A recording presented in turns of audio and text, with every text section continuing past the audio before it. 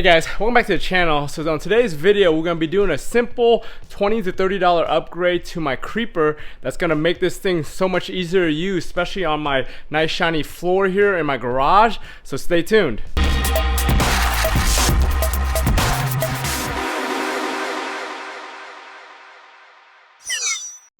So what I got here is my white side seat creeper. This is the one I use under my max jack lift right here when I'm under the car, just because this thing's only got a 4-foot rise, and this thing helps me get seated underneath the car so I can work on stuff under the car. The only complaint I have about this thing is the wheels. The wheels are very generic, even though they're made in the USA. They're very traditional generic creeper wheels, and they don't flow that well and roll that well on my nice shiny floor right here that I did. If you haven't seen my video of me putting this floor in my new garage, go ahead and check out that video on the link up top here. But anyway, so I've had this creeper for about a year now since I put up my lift, and I'm just not happy with the way this thing rolls because it catches a lot of rocks and everything under these little plastic wheels. So I'm not really happy with those rocks because they scratch up my floors. So I decided to upgrade them to these wheels right here. These are rollerblade wheels. They're not as susceptible to getting dust and dirt on them, and they roll over rocks and everything really easily.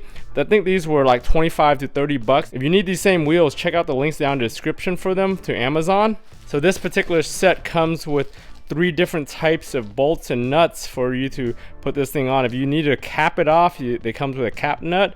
It comes with 2 washers, a lock washer and a regular washer, and then just a standard straight nut. In addition, it comes with these little Allen key nuts to match these same ones right here. I'm gonna go ahead and swap the 6 of them out on here. For these wheels, I'm actually gonna repurpose them on my 20-year-old Harbor Freight seat that I've had here.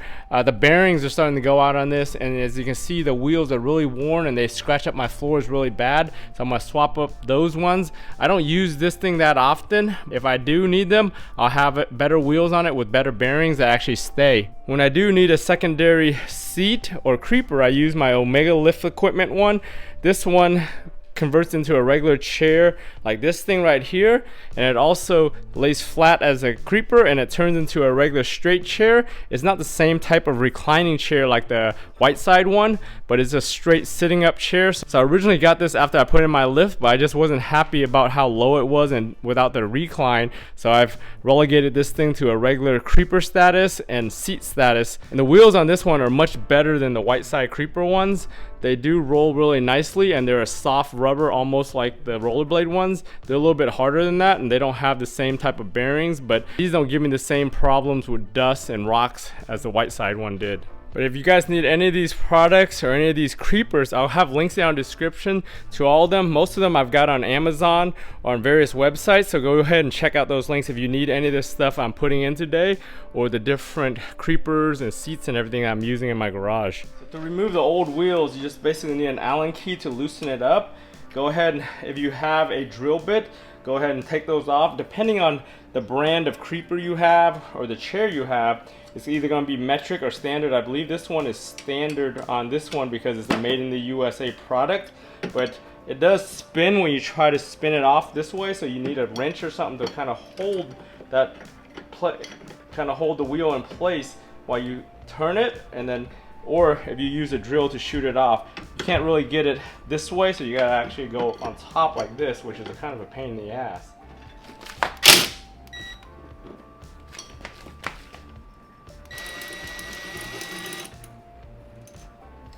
Yeah, once you get the lock washer loosened, it comes off pretty easily.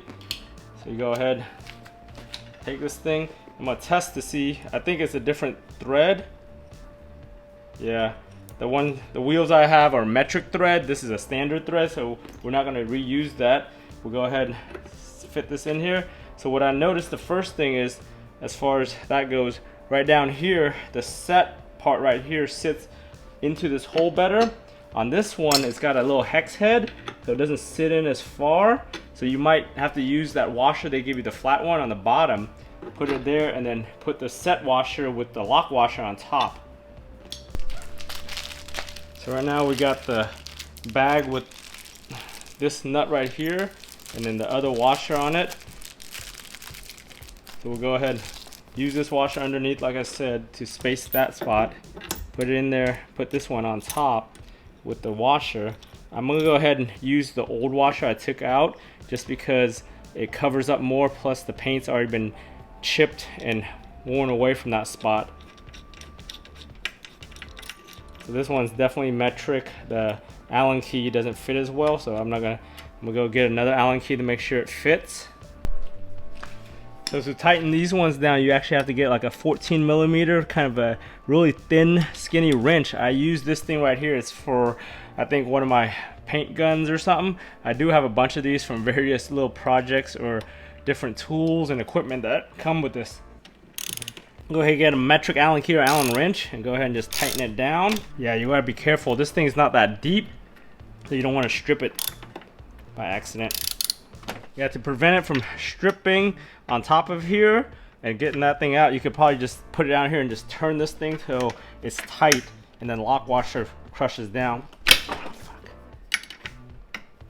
But yeah, we got that. Go ahead and install the other 5 and we'll see how this baby rolls.